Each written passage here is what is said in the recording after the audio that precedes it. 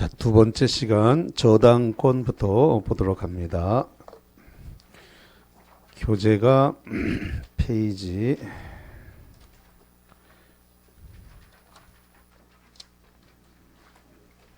434페이지입니다. 434페이지의 저당권입니다.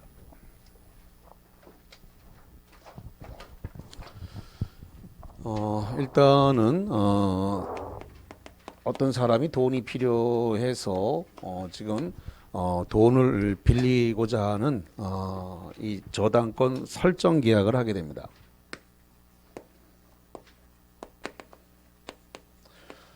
저당권 설정 계약을 이걸 우리가 뭐라 그러면 이것을 물권 계약이라고 하죠.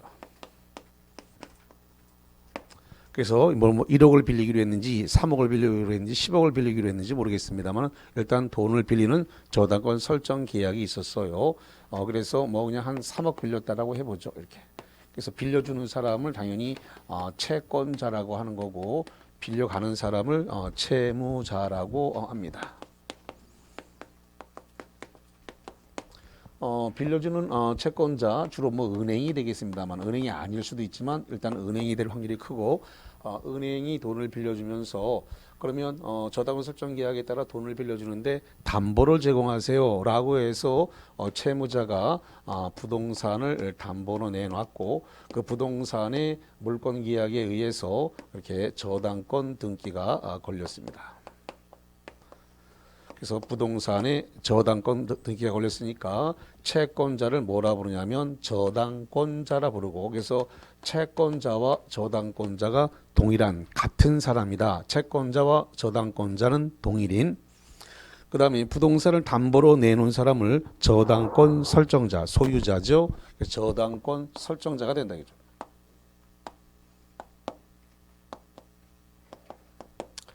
자, 물론 채무자가 부동산을 담보로 내놓는 게 정상적인데 근데 채무자가 부동산이 없어서 부모 형제를 졸라가지고 부모 형제 부동산을 담보로 내놓을 수도 있습니다. 그럼 부모 형제의 부동산은 부모 형제 부동산을 내놓으면 부모 형제를 뭐라 하냐면 물상보증인이라 불러요. 그래서 물상보증인 부동산에 저당권이 걸릴 수도 있습니다. 자, 이렇게 해서 저당권이 일단은 성립이 되어졌습니다.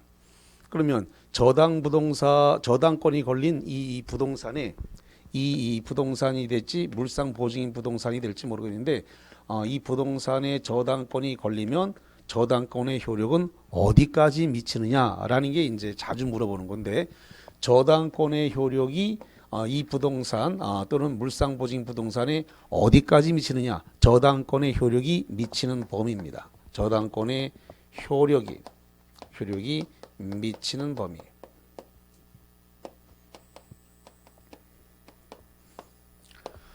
그래서 저당이 걸린 부동산에 어디까지 효력이 미치냐 했더니 일단 부합물과 종물에 미친다는 겁니다.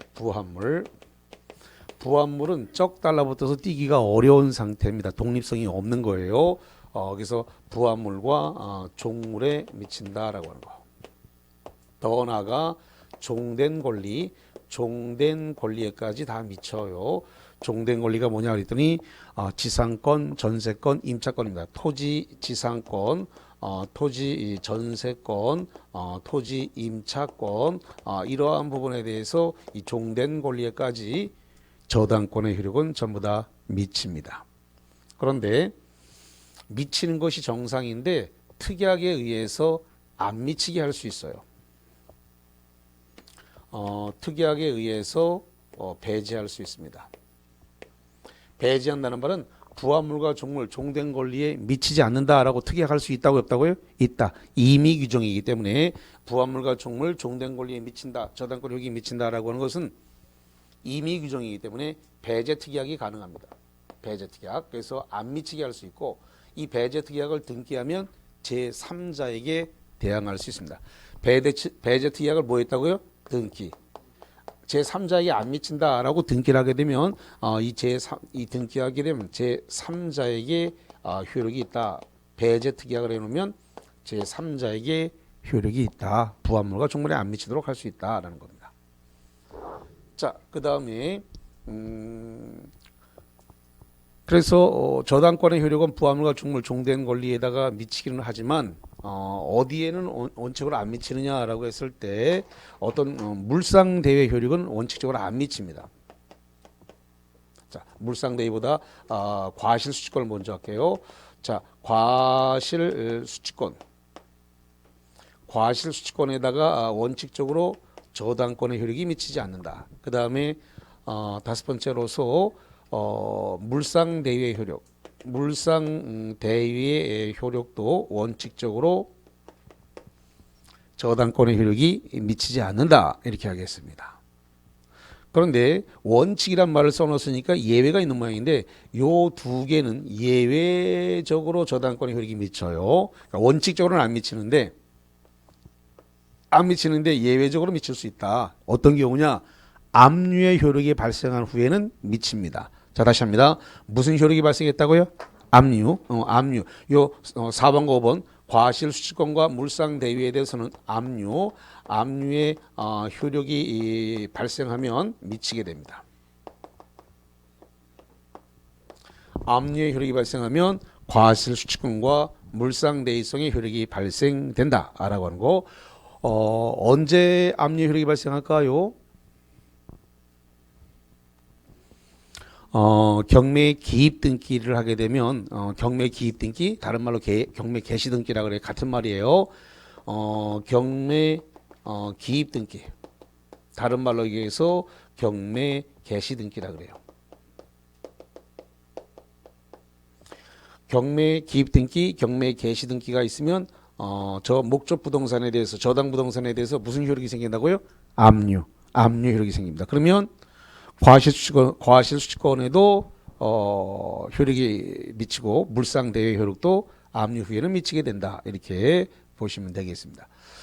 자, 그래서 일단은 부합물과 종물, 종된 권리에는 미치지만 특약을 해서 배제할 수 있다. 그 다음에 과실수취권과 물상대외에 미치지 않지만 압류하면 미칠 수 있다라고 하는 거. 그래서 원칙과 예외까지 이렇게 쭉 구분을 했습니다. 자, 그 다음에 이 저당 부동산이 저당이 걸려 있으면 이 저당 부동산에 대해서 피담보 채권이라는 게 발생하게 되는데, 그러면 민법 360조가 규정하고 있는 피담보 채권의 범위는 어디까지 피담보 채권의 범위로 볼 거냐라는 겁니다. 자, 그래서 5개 피담보 채권을 5개로 규정하고 있는데, 자, 첫 번째로서 원본입니다. 원본을 다른 말로 얘기해서 원금이라 그래요. 다만 법조문에 원금이 아니라 원본으로 되어 있습니다. 자, 그 다음에 두 번째로서 저 3억을 빌려갔으니까 뭐가 발생했냐면 이자가 발생했습니다. 이자. 뭐 대략 3%라고 하죠. 그래서 3억에 대한 이자 몇 프로 발생했다고요? 3억. 이것도 3%. 이것도 피담보 채권에 들어간다는 겁니다.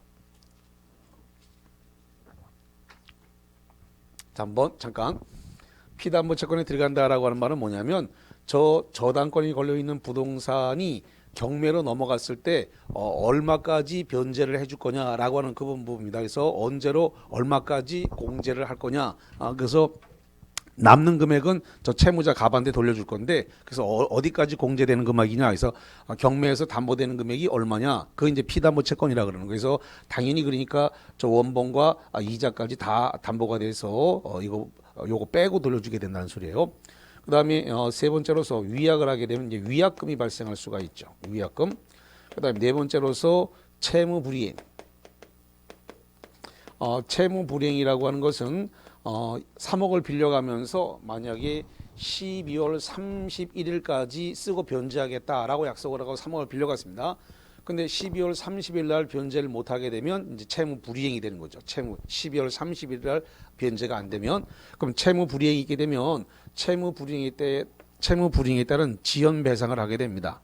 채무 불이행에 따른 지연 배상. 지연 배상을 하게 되는데, 이 지연 배상은 1년분만 담보를 해줍니다.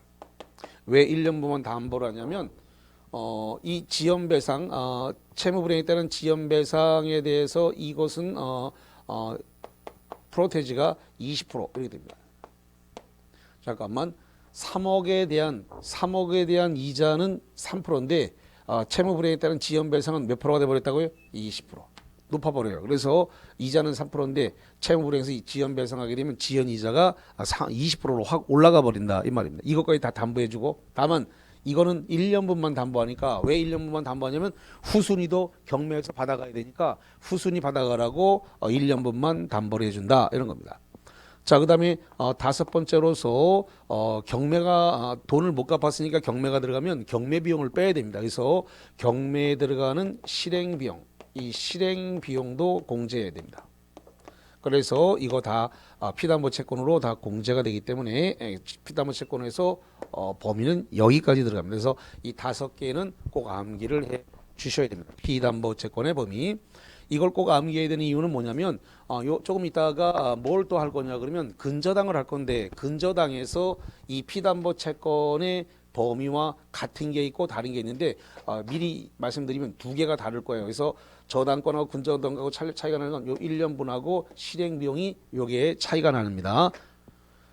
지금 저당권에서는 5개를 담보하지만 근저당에서는 요 1년분 안 포함 안 되고요. 실행 비용 포함되지 않는다. 그래서 요게 좀 달라질 거예요. 이따가 근저당에 가서 제가 또 다시 설명 한번 할 겁니다. 이게 차이점이기 때문에. 그래서 저당권에서의 피담보 채권과 근저당에서의 피담보 채권에서 2개가 차이가 앞으로 날 거다라는 거 미리 말씀을 드려놓습니다.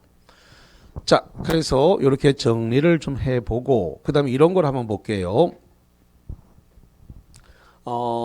지금 이 저당권 등기가 이 부동산에 걸렸습니다. 물론 채무자 부동산에 걸리는 게 정상이지만 채무자 부동산에 안 걸려서 물상보증인 부동산에 저당권이 걸렸을 수도 있습니다. 이건 예외니까 이건 일단 논외로 하고 채무자 부동산을 가지고 일단 설명을 하겠습니다. 채무자 부동산에 저당권이 걸렸습니다. 그럼 이 부동산을 저당권이 설정되어 있는 이 부동산을 사용 수익은 누가 합니까? 그럼 말을 바꿀게요. 저당권이 걸린 부동산에 대해서 사용 수익은 채권자가 한다, 채무자가 한다. 채무자가 합니다. 이 부동산에 예를 들어서 어떤 사람이 살고 있는 아파트를 갖다가 저당권 설정을 했다고 하더라도 은행이 와서 그 부동산에 살고 있지는 않죠. 예. 그럼 채무자, 돈 빌려간 사람이 계속 그 부동산에서 사용 수익을 하게 되는 겁니다. 그래서 저당권이 설정된 부동산에 대해서 사용 수익권은 계속 누구에게 있다? 채무자, 저당권 설정자에게 계속 있다. 저당권 설정자가 채무자입니다. 설정자는 소유자라 그랬죠? 네. 그래서 설정자가, 소유자가 계속 저당권이 설정돼 있다 하더라도 거기 사용 수익은 계속합니다. 그러면 말을 바꿔볼게요. 저당권이 설정돼 있는 이 부동산에다가 전세권자 집어넣을 수 있나요? 다시 한번. 저당권이 설정된 이 부동산에 대해서 저당권 설정자는 이 부동산에 전세권자 집어넣을 수 있다 없다? 있다. 그 다음에 이게 토지라고 하면 지상권 설정할 수 있다 없다? 있다. 저당권 등기가 토지에 돼 있다 하더라도 지상권자 집어넣을 수 있습니다. 자, 그 다음에 이 부동산에 대해서 임차인, 저당권이 설정된 등기에 임차인 집어넣을 수 있다 없다? 있다. 있습니다. 그래서 저당권이 설정됐다 하더라도 사용수익이라든가 담보물권이나 용익물권은 설정할 수 있다. 더 나아가서 저당권이 설정되어 있는 이 부동산을 저당권이 설정되어 있는 상태에서 처분할 수 있습니까? 있어요. 저당권은 등기되어 있으니까 팔면 같이 딸려서 같이 따라가는 거예요. 말소시키고 그러니까 말소시킨다는 건 이제 갚아버리는 거죠. 말소시키고 가져갈 수도 있지만 말소 안 시키고 안고 가져갈 수도 있습니다. 그래서 이 저당권이 설정되어 있는 상태에서 그냥 이걸 떠안고 그냥 가져갈 수도 있다라는 겁니다. 그러면 떠안고 가면은 돈 얼마 안 줘도 되죠. 3억, 그 아파트가 만약에 5억이다라고 가정을 해볼게요. 5억인데 지금 3억이 걸려 있잖아요. 그러면 이 부동산이 2억이면 사겠네. 그렇잖아요. 3억은 지금 안 갚아도 되는 거잖아요. 떠안고 가는 거니까. 지금 3억은 걸려 있고 이 부동산의 가치가 5억이라고 한다면 2억만 주면 이거 저당권 설정돼 있는 상태에서 가져가겠네 이렇게. 그래서 저당권 설정되어 있는 상태에서 처분할 수 있다 없다? 있다라는 겁니다. 그러면 무슨 문제가 생기느냐? 저당권이 등기가 되어 있는 상태에서 그 다음에 그 이 뒤에 저당권 등기 이 이후에 권리 취득자들이 발생할 수 있다고요. 권리 취득자. 저당권 등기된 이후에 권리를 취득을 했어요. 이렇게 저당권 등기 이후에 권리 취득한 자를 다 싸잡아서 제3취득자라 불러요. 뭐라 한다고요? 제3취득자.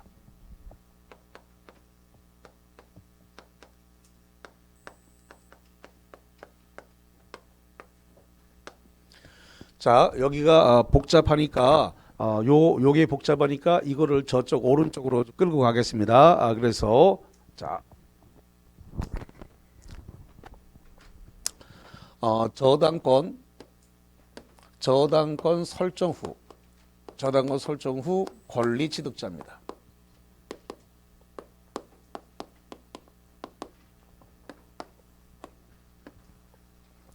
저당권 설정 후에 권리를 취득한 자들을 싸잡아서 뭐라고 칭한다고요? 제3취득자. 이 사람들을 싸잡아서 제3취득자라고 불렀습니다. 그럼 제3취득자가 될 수 있는 것은 방금 전에 저당권 등기가 되어 있는 상태에서 저당권을 안고 사올 수 있다 그랬죠? 예. 그래서 5억 부동산이면 3억이 지금 저당권 걸렸으니까 2억을 주게 되면 사올 수 있습니다. 그러면 사왔으니까 매수인 돈 주고 사왔으니까 결론적으로 소유자가 된 사람입니다. 그래서 저당권이 걸려 있는 상태로서 저당권 말소하지 않고 안고 사온 소유자. 어쨌든 소유자도 저당권 설정 등기 이후에 권리 취득했으니까 제3취득자에 들어갑니다. 그 다음에 두 번째로서 저기 저당권 설정된 부동산이 토지였으면 그 토지에다 뭘 설정할 수 있다? 지상권 설정할 수 있습니다. 그 부동산이 토지인지 건물인지 모르지만 토지와 건물 둘 다 전세권 설정할 수 있죠. 전세권 설정할 수 있습니다. 그래서 지상권자, 전세권자. 네 번째, 그 토지 위에다가 그 토지인지 건물인지 모르지만 둘 다 임차권 설정할 수 있다 없다? 있다. 토지나 건물 둘 다 임차권 설정할 수 있습니다. 그래서 저당권 설정 이후에 이 권리 취득자들을 싸잡아서 전부 다 제3취득자라고 이렇게 부르고 있습니다. 문제는 이 제3취득자들은 이게 만약에 경매가 진행된다면 전부 다 말소가 전원 이 냈다 전원 말소되는 상태인가요? 네, 말소가 됩니다. 다 말소됩니다. 그래서 왜 말소가 되냐면 저당권이 뭐예요? 선순위. 그 뒤에 있는 건 전부 다 뭐예요? 후순위. 그럼 경락인이 이걸 다 지우고 깨끗한 등기부를 받아가기 때문에 그래서 싹 다 말소가 돼버린다는 겁니다. 경매가 진행되면 전부 다 제3취득자는 권리를 잃게 된다라고 하는 거. 그러면 이 제3취득자들은 권리를 잃지 않게 하기 위해서 만약에 변제기가 도래했다. 잠깐만. 아까 12월 30일을 변제기라 그랬는데 12월 30일에 변제기가 도래했습니다. 변제기가 도래를 하면 저 채무자 지금 갑입니다. 채무자가 저 3억이라는 돈을 갚아야 되는데 안 갚아요. 안 갚으면 경매가 넘어갈 텐데 그래서 변제를 해야 되는데 변제가 도래했는데 변제를 안 했어요. 변제를 안 하게 되면 그러면은 이 제3취득자들이 대의 변제할 수 있나요? 대의 변제할 수 있습니다. 대위 변제할 수 있어요. 대의 변제가 뭐예요? 대신 여기 있는 사람들이 대신 경매가 진행되지 않도록 어쨌든 돈 갚아버리게 되면은 경매는 진행되지 않는 거란 말이죠. 은행이 경매를 넣을 이유가 없어요. 복잡하게. 그러니까 대의 변제해버리면 경매는 진행되지 않습니다. 그래서 대의 변제가 가능한데 만약에 채무자가 지금 대의 변제하지 마라. 채무자가 대의 변제하지 말라 하더라도 채무자의 의사에 반하여 대의 변제 가능한가요? 그렇습니다. 아니 채무자가 저 갑이 안 갚, 지가 안 갚으면 여기 제3취득자들은 다 경매를 넘어가면 다 말소가 되는데 물론 변제기 전에는 대의변제할 수 없지만 변제기가 도래한 상태에서는 채무자가 아무리 갚지 말라고 얘기해도 미친나 그럼 갚아야지 왜 안 갚아갖고 그래 이렇게 해갖고 대신 변제할 수 있어요. 채무자 의사에 반하여 채무자의 의사에 반하여 대의 변제할 수 있다 없다? 있다. 채무자의 의사 여기서 채무자는 저 갑을 얘기하는 겁니다. 채무자 갑 저 채무자의 의사에 반하여 뭐가 가능하다고요? 대의 변제할 수 있습니다. 대의 변제했으니까 어떻게 됐어요? 피담보 채권이 소멸했겠죠? 돈 다 갚았으니까 저 피담보 채권이 다 소멸했어요. 피담보 채권이 소멸했기 때문에 그 다음에 뭐 하냐면 저당권의 말소를 청구할 수 있다 없다? 있다. 돈 다 갚았으니까 저 등기 저당권 등기 말소해달라라고 그래서 저당권 말소를 청구할 수 있다. 누가 제3 취득자들이 그렇게 할 수 있다는 겁니다.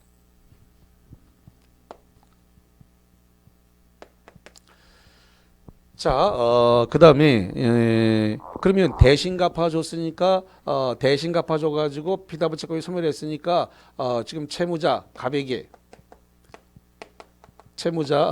갑에게 대신 갚아준 거 돈 갚아라 라고 할 수 있나요 없나? 제3취득자들이 대신 갚았으니까 그 돈 갚아라 라고 채무자한테 요구할 수 있다 없다? 있다. 이거를 뭐라 그러냐면 구상권이라 그래요. 뭐라 한다고요? 구상권. 돈 대신 갚았으니까 그 돈 내놔라라고 구상권을 제3취득자들이 구상권을 행사할 수 있다. 대신 갚은 돈 내놔라. 그걸 구상권이라 그래. 대신 갚아줬으니까. 예. 자, 그 다음에 그러면 제3취득자가 누구라도 이렇게 총대를 메고 이렇게 진행을 하면 되는데 아무도 총대를 안 매가지고 10월 30일 날 변제가 안 돼서 그래서 이제 경매가 진행된다라고 했으면 아무도 총대를 안 매려 그러면 여기서 누군가가 제3취득자 누군가가 법정에 가가지고 경매받을 그 목적물을 경매받을 수 있다 없다? 있다. 그래서 제3취득자는 경매인이 될 수 있습니다. 경매인이 될 수 있다라고 하는 말은 자기네가 깔고 앉아있는 목적물에 가서 자기네가 경매받을 수 있다는 경매인이 될 수 있다 그랬으니까 자기네들이 쓰고 있는 그 목적물을 스스로 가서 경매받을 수 있다는 겁니다. 자, 경매 신청했는데 낙찰을 못 받았습니다. 간 떨려갖고 조금밖에 안 써낸 거지. 그러니까 아까 5억이 목적 부동산의 가치가 5억이라 그랬는데 저당권 걸려 있는 거 누가 사겠노? 이러면서 한 4억쯤 써냈다. 아니면 4억 5천쯤 써냈다. 덜 써낸 거지. 시가가 지금 5억의 시가를 보이고 있는데 4억이나 4억 5천 써냈으면 경락 안 될 가능성이 매우 높지. 그래서 경매를 못 받았고 경매는 끝나버렸어요. 그러면 제3취득자들이 우리가 목적 부동산에 깔고 앉아서 뭐 소유자가 될 수도 있고 나머지 지상권, 전세권, 임차권자 되는데 이 사람들이 비용 상환 청구를 할 수가 있느냐는 비용 상환 청구. 비용 상환 청구를 할 수가 있습니다. 여기서 비용 상환 청구는 필요비, 유익비 이거예요. 필요비와 유익비. 필요비와 유익비에 대해서 비용 상환을 청구할 수 있다는 겁니다. 그러면 말이죠. 비용 상환 청구를 누구에게 할까요? 누구에게 이 필요비 유익비 달라고 할까요? 일단 저기 채무자, 저 사람이 소유자죠. 채무자인 갑에게 한다, 법원에다 한다. 저 갑은 돈을 못 갚아가지고 개털이야. 지금 다 털려나가. 그래가지고 거리에 지금 나앉아 지금. 뭐 없어. 있으면 지가 갚았겠지. 없어서 지금 개털이 된 인간 보고 뭘 필요비 유익비를 내라 그래. 그래서 이 비용상환 청구는 법원에다가 하는 거예요. 어디다 한다고요? 법원에. 법원에다가 하면 법원이 저 경매를 집어오는 법원에 경매 신청은 누가 했어요? 저당권자 은행이 했겠지. 누가 경매를 넣었다고요?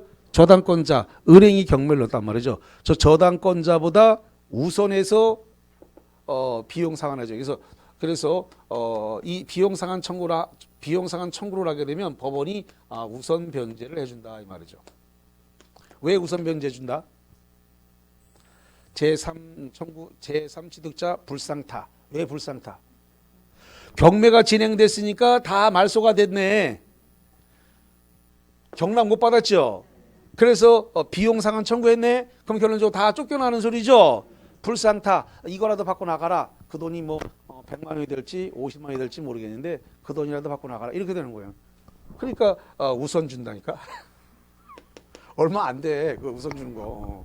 그래서 저 경매 신청한 저당권자보다 제3취득자의 비용 상환 청구가 우선권이 있습니다. 저당권자보다 먼저 돈을 주게 돼요.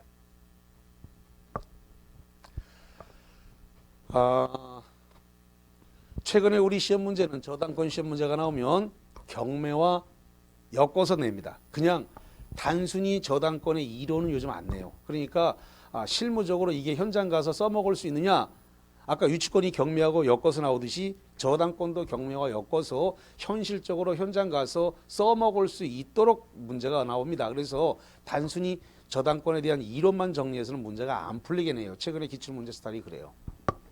현실성 있는 문제가 올라온다. 이렇게 정리를 해보겠습니다. 자, 이제 정리해야 될 게 이제 뭐가 남았냐면, 제가 저기다가 물상대위란 말 썼고, 물상대위 외에 일괄 경매 청구권이라는 것도 있고, 이런데 그것들을 조금 차근차근 좀 정리를 해보겠습니다. 자, 이제 웬만큼 이론 정리는 다 했어요. 그래서 빠져 있는 부분만 이제 교재를 가지고 차근차근 좀 보도록 하겠습니다. 자, 394페이지를 한번 가보겠습니다. 말을 잘못했나요? 434페이지. 아주 황당해하는 표정을 보고 내가 잘못 불렀구나. 페이지 잘못 불렀구나. 하다 보면 말이 헛나올 때가 있어요. 그래서 표정을 보고 금방 알았어. 잘못 불렀구나. 자, 그래서 그 434페이지에 보니까 그 중간에 저당권의 법적 성질이란 말인데 거기 약정담보물권이란 말이 나왔는데 아까 제가 조금 전에 뭐라 그랬냐면 담보물권에서 유저질, 너 저질이지 그랬는데 그중에서 유치권만 법정담보물권이고 그 다음에 저당권과 그 다음에 질권은 둘 다 약정담보물권이라는 말씀드렸죠? 예, 저당권과 질권은 뭐가 된다고요? 약정담보물권. 그래서 저당권은 부동산을 담보 맡기고 돈 빌린 거고 질권은 동산, 자동차 같은 거죠. 그거 맡기고 돈 빌리면 뭐가 된다고요? 질권이 되는 겁니다. 그래서 이건 약정담보물권이고 그 다음에 점유권 그 저당권에는 점유권이 없다. 그래서 아까 제가 뭐라 그랬냐면 저 부동산을 담보 맡기고 돈을 빌렸을 때 저 부동산이 아파트라고 한다면 저당권자 은행이 와서 저 부동산을 점유하는 게 아니라 그랬죠? 예. 그래서 저당권 설정자 채무자가 그 부동산을 계속 점유하고 사용 수익할 수 있다. 은행이 점유하는 거 아니다. 그러니까 은행 저당권자는 뭐가 없다고요? 점유권이 없다. 그래, 점유권이 없어요.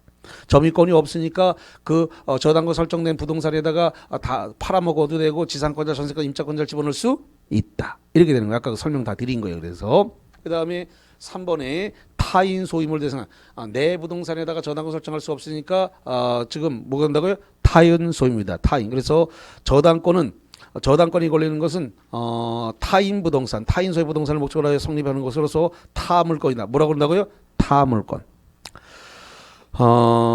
그래서 그까지 보고 그다음에 오른쪽 통유성을 인정. 통유성이라고 하는 것은 전체적으로 다 인정되는 겁니다. 그래서 담보물권 전체에 공통적으로 인정. 그러니까 통유성 공통적으로 인정되는 거 이 뜻입니다. 통유성이 뭐라고요? 공통적으로 인정되는 거. 무엇이 공통적으로 인정되는가라고 했더니 부정성. 자, 부정성과 수반성이라고 되는데 부정성은 함께 따라서 함께 옮겨갈 수 있는 그런 겁니다. 불가분성은 나눌 수 없다. 물상대위 조금 이따가 물상대위 해드리겠습니다. 조금 있으면 교재 나오니까 교재에서 물상대위 해드릴게요. 자, 그 정도 보시고요.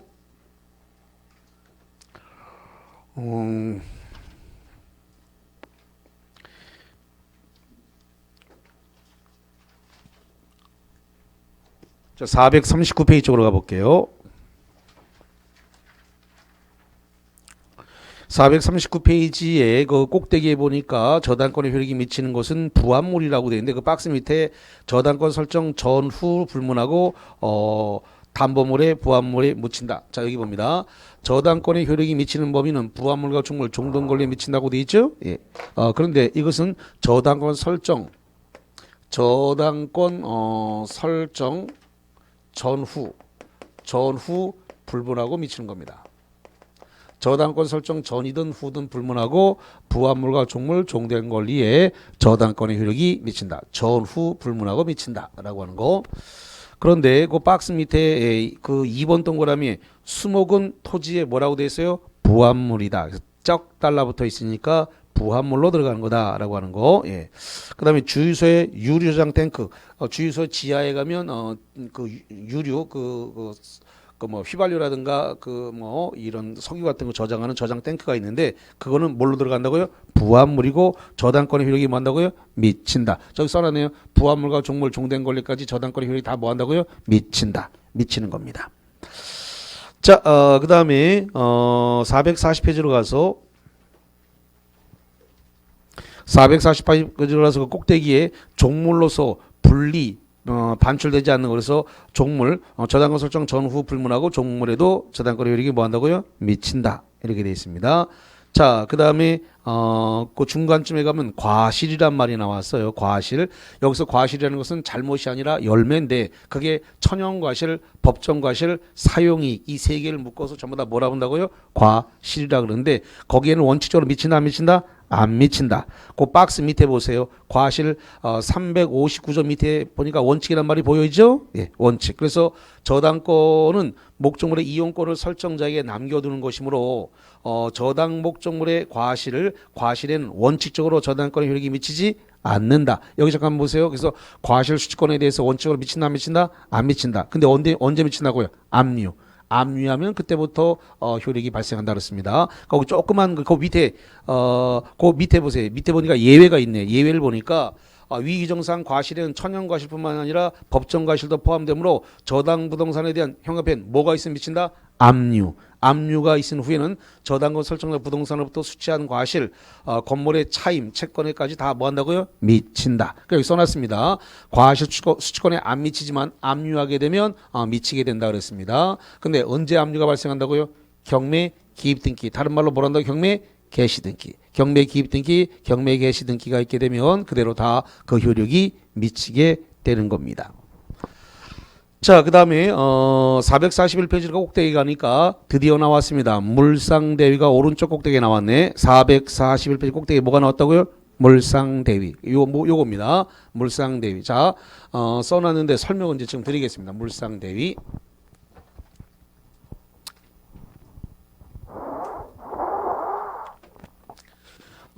지금 이게 예를 들어 가지고 한옥이라고 한번 해보죠. 한옥의 이 한옥 부동산에 대해서 여기에 저당권이 걸렸습니다. 이렇게. 그런데 한옥이 화재가 났습니다. 화재가 나가지고 전소 다 타버렸습니다. 그럼 화재가 나서 전소가 다 돼버리게 되면 목적물이 타버렸으니까 소유권도 타버렸죠. 한옥이니까 화재가 나면 다 타버리니까 더 이상 이제 안 남아 있잖아요. 예. 그래서 한옥이 타버리면서 뭐도 타버렸다고요? 소유권도 타버렸다니까. 탔어. 아니, 눈동자가 안 탔다고 자꾸 눈동자가 그리 돼 있네. 탔다니까 다. 탔어. 그러니까 소유권이 타니까 소유권에다 걸려 있던 저당권도 같이 탔단 말이에요. 이렇게. 소유권이 타버리니까 뭐가 탔다고요? 저당권도 타버렸다니. 저당권도 권리가 없어져 버렸어요.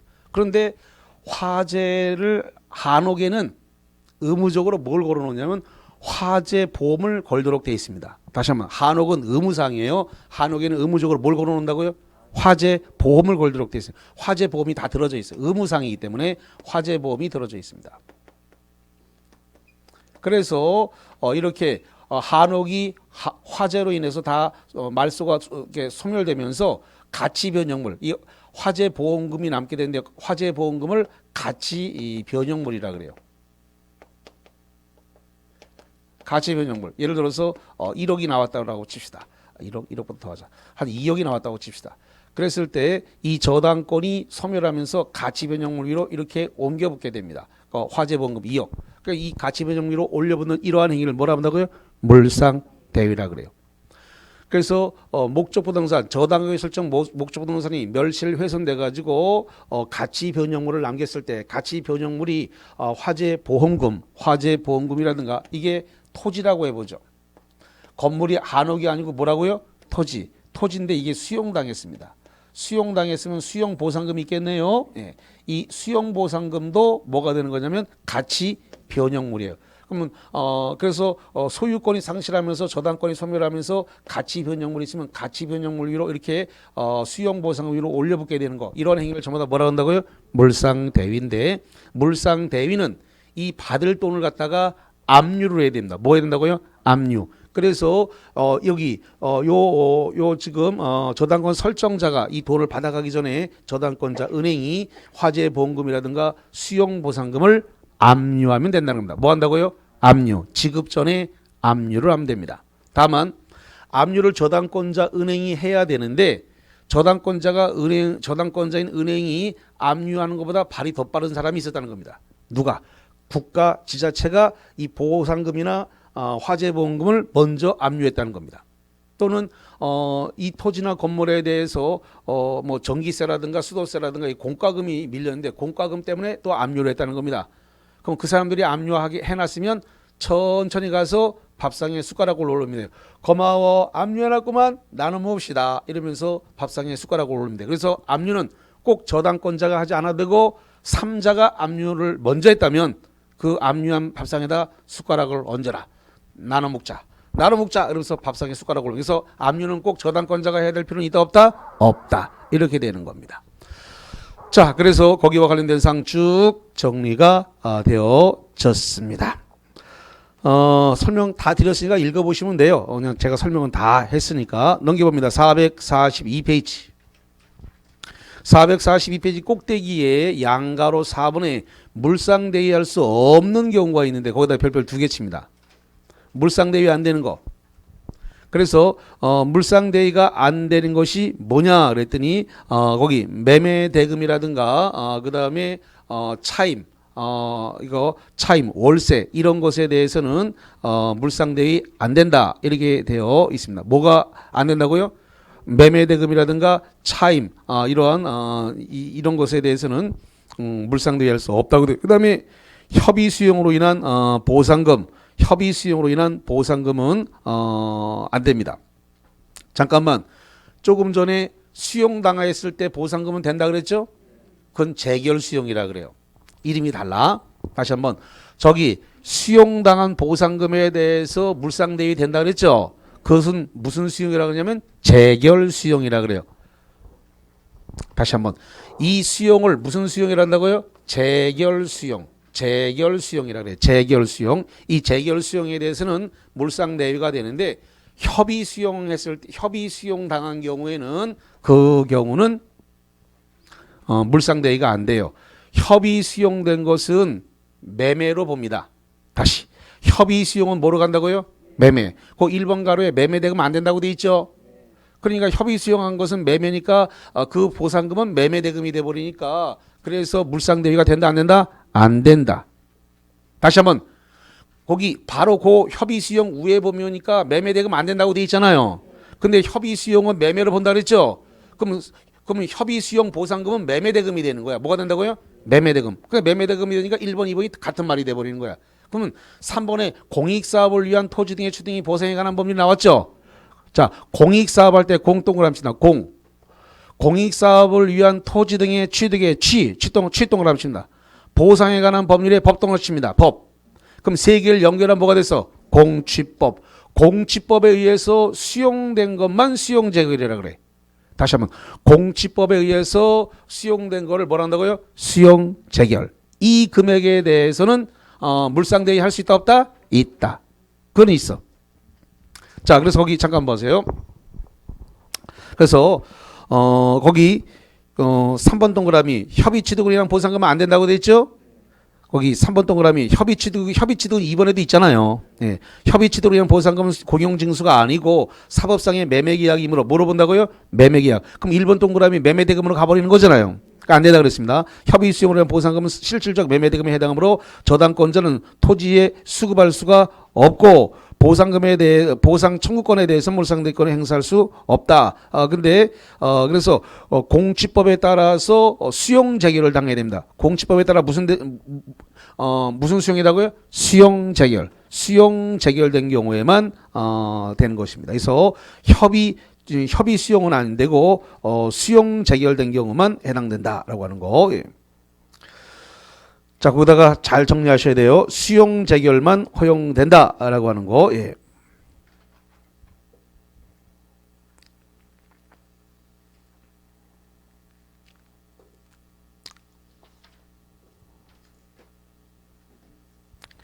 좀 써놨으면 좋겠는데 그냥 수용 재결만 된다 이렇게 좀 써놨으면 좋은데 그걸 안 써놨네. 거기다가 그래서 거기 지금 협의 취득으로 하는 건 대항할 수 없으니까 그 밑에다가 쓰세요. 어떤 것만 된다고요? 수용 재결된 경우만 물상 대위가 인정된다. 이거 기출 문제 이미 여러 차례 출제가 되어진 것입니다. 그래서 그렇게 보시면 되겠고, 자, 그다음에 자, 일단 프린트물을 좀 정리를 해보겠습니다. 자, 프린트물과 관련해 가지고 9번서부터 보도록 하겠습니다. 프린트물 9번입니다. 09번 저당권은 원본, 이자, 위약금, 채무불이익으로 인한 손해배상, 손해배상은 지연배상입니다. 손해배상 밑에다가 지연배상이라 쓰세요. 손해배상이 뭐라고요? 지연배상. 지연배상 아까 20%라고 그랬죠? 예, 지연배상 20%. 지연배상. 그다음에 저당권 실행비용을 담보한다. OX. 이거를 민법 360조에 의한 피담보 채권의 범위라 그래요. 다시 한번 요 09번을 민법 360조에 의한 뭐라 부른다고요? 피담보 채권의 범위라 부르는 거예요. 그래서 요 5개 꼭 외우셔야 합니다. 자, 10번 갑니다. 저당권의 효력은 저당 부동산에 부합된 물건 위에 미친다. 슬러시 자릅니다. 자, 맞아요, 들려요? 맞아요. 부합된 물건 위에 미친가 부합물에 뭐 한다고요? 미친다. 그러나 종물에는 저당권의 효력이 미치지 않는다. OX. 저기 부합물과 종물, 종된 권리까지 다 미친다 그랬습니다. 그래서 종물에도 미치고 종된 권리까지 미쳐요. 근데 부합물만 미치고 종물에는 안 미친다 그랬으니까 뭐가 됐어요? X. 자, 11번 갑니다. 과실에는 저당권의 효력이 미치지 아니한다. 슬러시 짜. 거기 슬러시 짤로 맞아요, 들려요?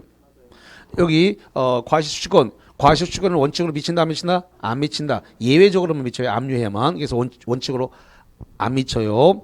아무 소리가 없으면 그냥 원칙론에 의해서 나온 겁니다. 그러니까 거기 뭐 원칙론이 뭐니 이거 안 써도 돼요. 그냥 아무 말이 없으면 그냥 원칙론이기 때문에. 그래서 미치지 아니한다. 그러나 예외는 예외라고 말해줘. 예외적으로 저당권의 실행에 착수하여 저당 부동산을 동그라미 압류한 후에는 미친다. OX. 그렇습니다. 과실과 물상 대위는 압류하게 되면 다 미치게 되는 겁니다. O입니다. 자, 그 다음에 12번에다가 별표를 쳐볼까요? 12번. 저당 소유자가 체납하고 있는 국세 또는 지방세는 그 법정 기일 전에 설정된 저당권에 언제나 우선한다. 자, 상당히 어렵네. 자, 12번 OX. 이제 이 부분이 너무 어려운 내용인데요. 지금 언제나 우선하지는 국세 지방세라고 해서 언제나 우선하는 게 아니고 당해세만 언제나 국세 지방세 중에서 당해세만 국세 지방세 중에서 저당권보다 언제나 우선하는 겁니다. 다시 한번 말합니다. 국세 지방세 중에서 저당권보다 언제나 우선할 수 있는 것은 국세 지방세 중에서 뭐만 언제나 우선한다고요? 당해세. 세법에서 당해세란 말 들어봤어요? 이쪽 선생님이 들었다 그러고 나머지는 안 들었다 그러고 이거 누가 맞는 거야 이게 지금? 당해세가 뭐냐면 그 부동산에서 발생한 조세와 가상금을 갖다가 당해세라 그래. 자, 내가 이거 세법도 아닌데 이거 해줘야 돼 이거? 세법에서 배워야 돼. 세법에서. 당해세는 그 목적 부동산, 그러니까 저당 부동산에서 발생한 뭐라고요? 조세. 조세와 그 조세에 근거한 가상금입니다. 요 두 개를, 조세하고 가상금을 두 개를 뭐라 한다고요? 당해세라 그런다니까. 아니, 내 세법을 괜히 해줬구만 내가 이거를. 세법 가서 고통을 당하도록 내버려둬야 되는데. 자, 그거 교재에서 찾아주겠습니다. 국세지방세가 언제나 우선하는 거 아니다 라고 하는 것을 찾아주겠습니다. 자, 어디로 가냐면 444페이지로 갑니다. 444페이지 정가운데 2번 동그라미에 국세 우선권과의 관계란 말이 보이나요? 예, 정가운데 2번에 있습니다. 정가되면 저당물의 소유자가 체납하고 있는 국세 그 법정기일 보다 먼저 설정된 저당권은 우선해서 징수하지 못한다. 그러나 저당물에 부과된 국세, 국세와 그 다음에 가상금은 이를 뭐라고 부른다고요? 당해세. 당해세입니다. 예, 그래서 이 조세라 그래, 조세. 그래서 이 조세와 가상금을 뭐라 부른다고요? 당해세라고 하는데 이는 법정기일보다 먼저 설정된 저당권에 대해서 뭐라도 했어요? 언제나 우선한다. 그러니까 국세지방세라고 해서 저당권보다 언제나 우선하는 건 아니고 국세지방세 중에서 뭐만 저당권보다 우선한다? 당해세만. 잘 기억해야 돼. 아주.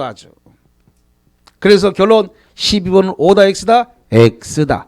자, 쉬었다가 가겠습니다. 칠판 지우지 말고 놔두세요.